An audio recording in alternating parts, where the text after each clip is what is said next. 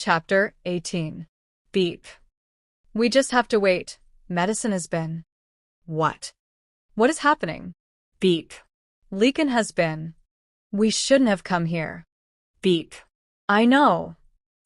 I hope you wake up soon. I have so much I need to talk to you about. That voice. It sounded sad and lonely and oddly calming. She knew that voice. Lex. Lillian heard the word and felt every excruciating second it took to get it out, but the voice. It couldn't have been hers. So weak and scratchy, each letter was strained and pathetically quiet. It felt as if there were a cement block weighing down on her throat, and opening her eyes seemed almost to be an impossible task. Lily. She heard Lex sob. Are you awake? Lillian tried her hardest to open her eyes, but had to settle for lifting her left one slightly. Lex was hovering over her, tears in her eyes. You're gonna be okay. She hiccuped. But Lily, they took Kaeron and... I need you. What was going on? Who took Kaeron? Where were they?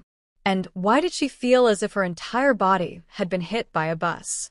She tried to move her lips again to ask all of the questions on her mind, but a sudden overwhelming wave of drowsiness swept over her body, and she had to use all of her remaining strength to keep from passing out on the spot. She didn't want to go. Not again.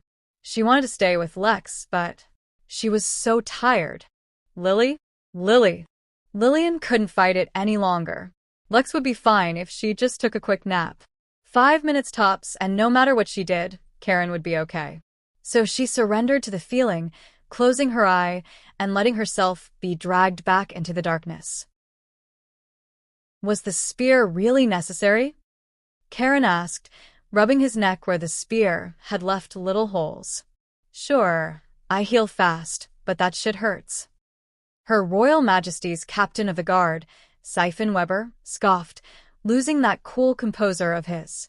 You're lucky I didn't plunge it all the way through and save us all the trouble of having to listen to your lies, Leakin. Or is fire breather? I can't remember. I never wanted to hurt her. A spear came hurtling at Kaeron, but he didn't move a muscle. The spear stopped at the last second, hovering just in front of Kaeron's heart. Save me the pathetic excuses. You're only alive right now because my queen has ordered it so. Otherwise, I would have ended you the moment you used your Atlantis stone. Kaeron smiled smugly. You couldn't kill me if you actually wanted to, you big softa. The spear inched closer, but never touched his skin. Watch it, Leakin. You've been gone for a long time. Things have changed. Maybe, but you still can't take a life. Kaeron said, looking Siphon in the eyes. You're weak. You always have been. Siphon scoffed again. So, I'm weak because I can't take a life as easy as the mighty fire breather? He spat. Fine, call me weak. At least I'm not a spineless little bitch. Kaeron was in Siphon's face in a heartbeat, and was only one more away from laying him on his ass, when a familiar sweet voice spoke. I'm glad to see you two are still as friendly as ever. Siphon took a step back, turned towards the spiral stairs in front of them, and bowed. It was time. The Underwater Kingdom, Crescent Gamma, being one of the smaller kingdoms of the Crescent Alliance, has been run by the Signer family for so long that nobody can remember a time when they hadn't been in power, which on its own was already an impressive feat. But even more impressive was that the Signers were Lamias. The Merfolk and the Lamias don't have a necessarily hostile relationship, but it's not as if you would ever find them mingling with each other, and you most definitely don't see the Merfolk looking for rulers outside of bloodlines.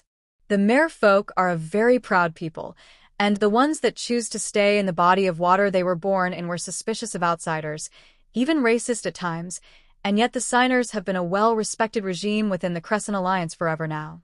Well-loved by the people and other underwater creatures. Crescent Gamma is the only underwater kingdom with a non-sea person. Creature thing. As its leader. Kaeron felt something akin to shame wash over him, but he played it off, as he, instead of bowing like Siphon did, turned and faced the queen of the Merfolk of the Crescent Gamma Kingdom. Now entering, hurriedly called one of her heralds, Queen Eleonora Vitania IV. Kaeron hated how much blue littered the underwater kingdoms. They were already underwater, and none of the kingdoms he had ever visited put up blinds or something over the domes or their weird excuses for buildings, so they could always look out into the body of water they were in if they wanted, and they'd get to see blue all day long. And yet, everywhere you went in one of these stupid places, there was blue coral, blue paintings, blue walls, and blue spiral stairs. Kaeron hated how much blue littered the kingdom. But she was different. Even in a literal sea of blue, walking down a spiral staircase made from a translucent stone that she somehow filled with raging torrents that combined with some kind of projection or something of a storm on the walls, made it seem like she was controlling the storm. You always did know how to make an entrance. He smiled. She was still wearing the gold necklace her mother had given her on the day of her coronation, and the matching bracelet her father had given her on their wedding day. The ring was gone, however, and to his surprise, he felt a tinge of sadness prick him in his heart. Another surprise came in way of her dark ocean blue dress.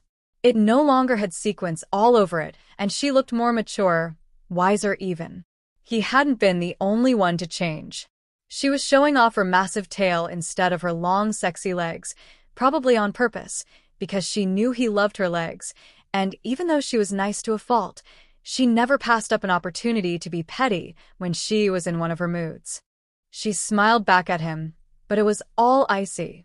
To any bystander, though, the way she was looking at him would seem as if she were disinterested, bored even, exhausted from his mere presence, but he knew hurt when he saw it, especially when he was the one who put it there. "It's good to see you again, Eleonora. I'm Queen," she said bluntly. "What? It is Queen Eleonora to you. We are not betrothed anymore, or do you not remember?" Queen or no queen, she wasn't about to talk to him like no. He bit his tongue and quelled his anger. If he started something now, not only would his life be in danger, but Lex's and Lamb's lives would be forfeit. He took a deep breath in and counted to 3 before responding. "Queen Eleonora, I'm..." "You would temper your tongue? You who spoke vulgarities to my father when you were still nothing more but his little guard dog. Whomever it is that you have brought to us must be very important to you." Kaeron didn't react, nor did he talk back. She clearly didn't care what he had to say, so he would just wait for her to tell him what she wanted from him. Nothing to say? Good. She made it down the last step and strode over to him. Each step was confident and angry. She stopped in front of him, and he hated that she was looking her nose down at him. He wanted to show just how insignificant she really was, but he just stood there. "I don't want to hear your lies, or your master's lies, or whatever poison was about to spew from your mouth," she hissed. He clenched his jaw so hard that it hurt. If she didn't want to hear him out, why did she not just have him executed on the spot? "Then why am I here?" he asked, trying his best to keep from losing his temper. She smiled. "Because I want to hurt you, as bad as you hurt me." The door to their right swung open and Lex walked in. 4 different spears from 4 different people were pointed at her neck in 4 different directions. Kaeron saw red. "I wouldn't do that if I were you. We all know you're fast, but even you know my elite guard would end her life before you got a chance to make a move." What did she say? "I've got to save Lexi." "I can't. What if I'm too slow?" "I can't think like that. I have to do something."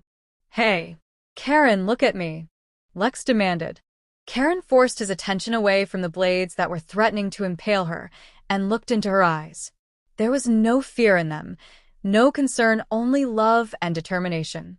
"I'm okay. We'll be okay. Just hang in there and let me save you for once." She smiled. He stared at her, all of his adrenaline gone, and he felt like he was going to collapse from the loss of it, but he smiled back and nodded. He had noticed that Eleonora was watching the 2 of them closely. "Captain, can you please escort the fire breather back to his cell? His presence is no longer required at this time. I will send word for you when everything is ready." Kaeron let out a feral snarl, like some kind of beast, and got into a defensive stance, daring anybody to touch him. It would be a cold day in hell before he left his sister alone with this bitch. "It's okay, Kaeron, please, if you have any faith in me at all. You will leave and let me handle this." She never broke eye contact. "Please, Kaeron," she begged. Slowly, very slowly. He gave a quick shake of the head and relaxed his posture. Wow, I never thought I'd see the day. Siphon laughed. Me either. Eleonora said, turning her full attention onto Lex. Let's go, inmate.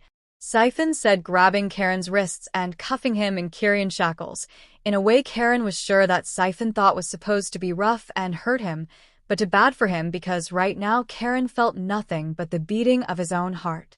Bazum. Bazum.